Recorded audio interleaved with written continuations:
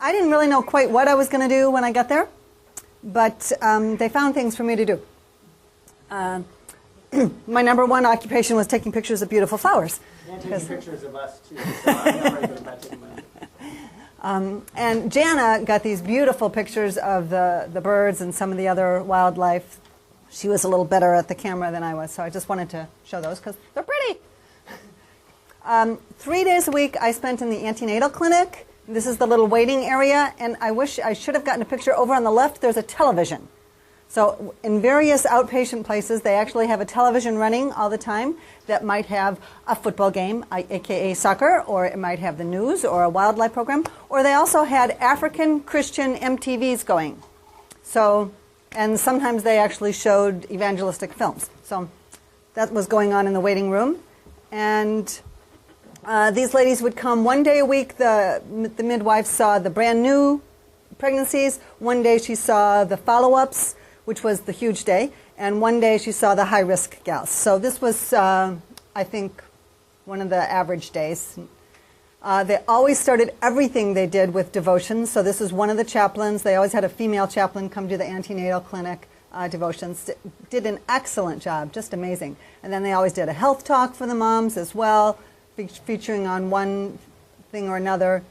Then she'd do their exams. I learned how to do the fundal height, finally, yay, and fetal heart rate. And so by the time I was done, I was actually doing this stuff, and she was doing all the charting and the organizing and all that kind of stuff. Then on Thursdays, it was just like Thursday here, except in the morning instead of the afternoon, it was shot clinic.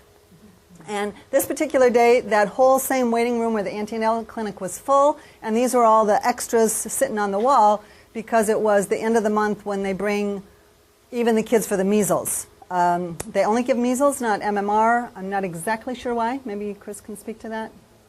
Yeah. Anyway, their measles vaccine is a multi-dose vial, and they don't want to waste it. So that's why he schedules all the 9-month-olds to come at the end of the month. So that's an especially big clinic. They weigh them in, and rather than do a head circumference and a length, they measure the arm, checking for malnutrition, which I only saw one malnourished kid this whole time. They essentially don't have it there because they have lots of food and gardens. So health talks again on breastfeeding. This particular day, the big day of the month, they made an enriched pap and shared that with everybody to teach the moms how they could do that with their 6-month-olders and up. And then Kennedy, this is the guy I worked with, not only in the children's immunization clinic, but he's also in the maternity ward with the neonates and in the antenatal clinic giving tetanus, because most of these moms, you have no idea whether they really got their DPTs when they were kids or not. So the WHO has them give 2 tetanus during the pregnancy to prevent neonatal tetanus, and then more follow-up afterwards. And there were 2 people with not neonatal tetanus, but with tetanus there, so it definitely was a very prevalent thing. Mm-hmm, mm-hmm. So he's like an MA, and he's in charge of the whole thing. He does essentially everything that Michelle does, plus gives all the vaccines to everybody. He's just an amazing guy, and he could have gone a lot further with his career and done a lot more because of his capabilities if he'd had opportunities, but there was no one to pay for more schooling for him at the time when he should have. He supports a family of 10 extended people, just this one guy. So they're still doing oral polio there. They give them to the neonates, and then on the schedule like we would. They are giving PCV13, and then they give a penta that, since they're doing the polio separate, has the Hib and the hepatitis B in it. And then they also give BCG to the infants. It's just like doing a PPD, only he does. And can you imagine doing that on a baby? He was. I tried a couple times, and he's better at it than I was. Moms are just loving their babies, just like here. I just wanted to show off a few of them for you. On Mondays, there was no set clinic like that for me to do, so Debbie Barden suggested that I might want to go around with one of the chaplains. Everybody, all the doctors and staff kind of wear white jackets. The nurses all wear white dresses. The chaplains wear white with black on it somewhere. So then you know there's a chaplain. And there was a chaplain for every department. Before they did devotions for the whole staff, they had already done devotions on the wards. There were at least 6 different chaplains, male and female. And so then after they did devotions for the staff, then they would go make rounds with the doctors and then make rounds on the wards. And this was another ward that we forgot to mention. They did have a private ward for people that had more money and wanted more specialty. This guy was the father of a chief or a fawn. This chaplain's name is Bienvenu. Those of you who followed me on Facebook, I talked about him a lot. So this is where the chapel again, and then they would make rounds here. He was making rounds with the surgery residents. And most of the internal medicine residents that Dan worked with were all from Cameroon, but the surgery residents were from all over Africa. There was a Ugandan and an Angolan, and I don't know where all else. He also made rounds with me on the accident ward, an incredibly compassionate guy. This little fellow, Emmanuel, I fell in love with on the surgery ward. And this is his grandmother who was taking care of him. And then when he was discharged, his mom was able to come. She was home taking care of his twin brother and sister who were only 8 months old. And she made these little mats and brought them to sell to help pay off his hospital bill. Another thing that I really enjoyed was on Thursday nights we had a Bible study. At first it was at the Bardens' home, and this is their nice house there. They got pretty good digs. And it was the missionaries and the administrative staff of the hospital, and I really enjoyed having that mixed culture there of that Bible study.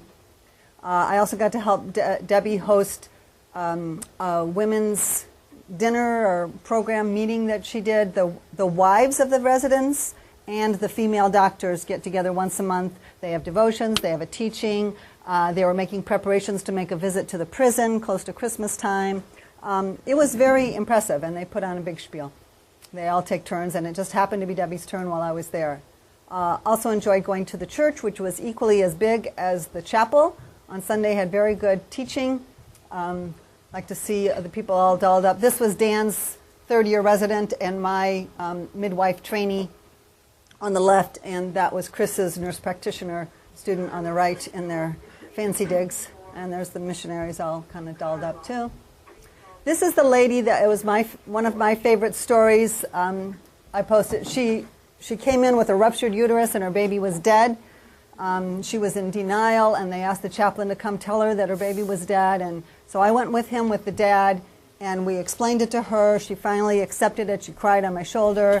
We asked if she had a good church to go to back home. Come to find out they were not even believers. And Bienvenue just segued right into sharing the gospel, and she and her husband both accepted Christ that day. And then this verse was really important to me. There was another guy who accepted Christ when I made rounds with Bienvenue in the men's ward. He had a Burkitt's lymphoma, which was actually a good diagnosis because they can treat that, and it was one of these good, bad things. Because, yay, he accepted Christ, oh no, you have cancer. But, oh good, it's a treatable one. But, oh no, we don't have the meds yet. And then the next day, oh, we do have the meds. But then, oh no, he can't afford the meds. It costs $1,000. He didn't have $1,000. So we prayed with him this prayer, believing that God would provide for him. And 2 days later, this guy's a metal worker, manual laborer in the middle of Africa, and his employer said, we will pay for your entire treatment if you'll transfer to the hospital that's closer to we are. And all he wanted then was a Good News Bible because it would be easier to read than the ESV that he already had. And he went home a happy camper.